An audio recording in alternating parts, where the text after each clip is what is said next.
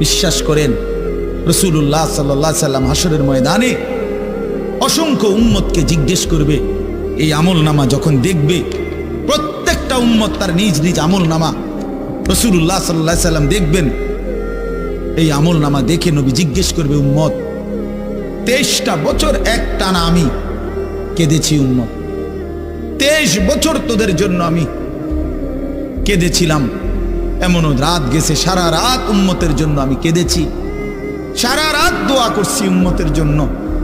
তায়েফের পাথরের আঘাতে পিঠ চালনির মতো ছিদ্র বানায় ফেলছি, পেটের কষ্টে, ক্ষুধার কষ্টে 14 দিনের চাইতে বেশি পেটে 2টা পাথর বাইদা ক্ষুধার কষ্ট হজম করছি।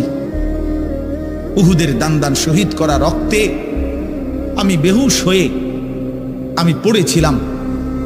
সেই নবী আমি আর কত কাঁদলে, আর কত